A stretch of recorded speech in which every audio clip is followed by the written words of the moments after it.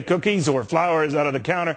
This new $8,000 tax credit, which can be used to buy a home immediately, may be a real estate agent's ace in the hole in closing a sale. Now, especially with the sales of new homes in April up a little bit. You can count Realtor Greg Rand as using this tax credit as a marketing tool these days.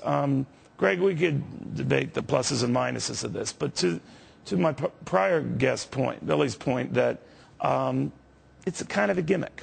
Yeah, it's a gimmick. I think you're looking at it all wrong, though, okay? This is $8,000 that is going to be starved out of the hands of the Congress next year.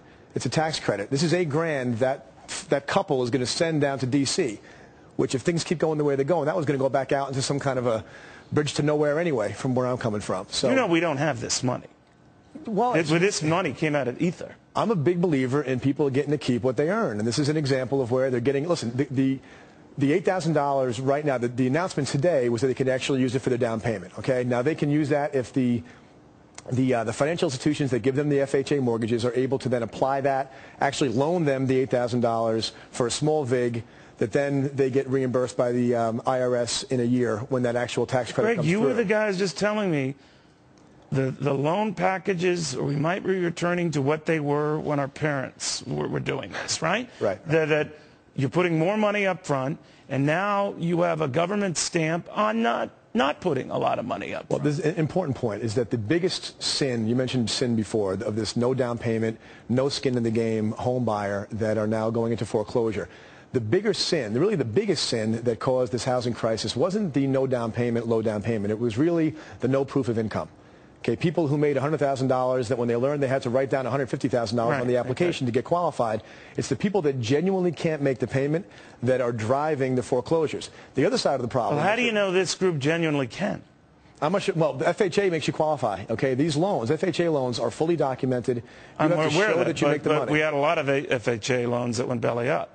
Doesn't mean it's some unique purview on wisdom. Not so many. See, FHA was less than 2% of all the mortgages done in the country just a few years ago.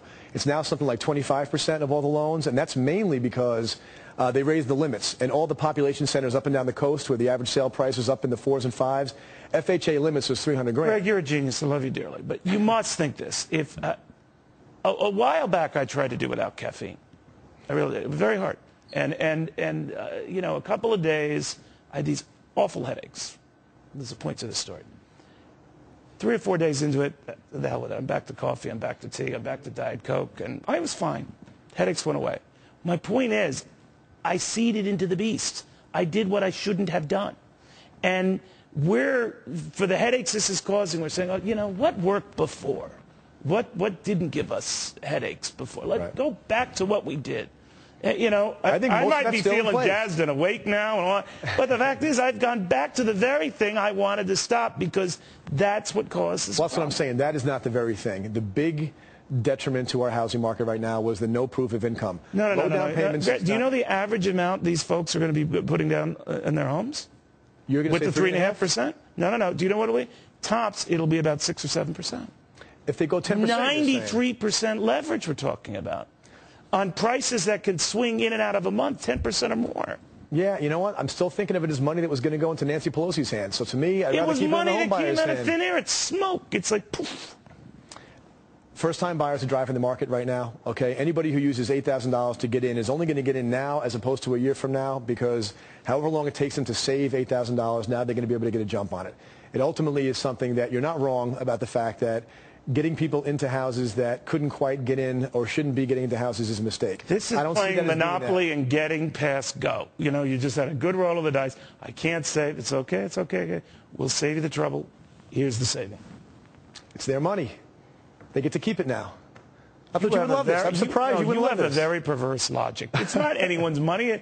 It's the home buyer's money. It's tax credit. No, it's not. It's money that's coming out of ether, paid by everybody, given to a few, where results are going to be. In the fine-tuned details, it's money that the credit union you're getting your mortgage from is going to loan you this $8,000. They're going to get paid back a little more than $8,000 when the IRS. Did you stop by a bar before you came here? By a bar? No. After I'm going to stop by. But.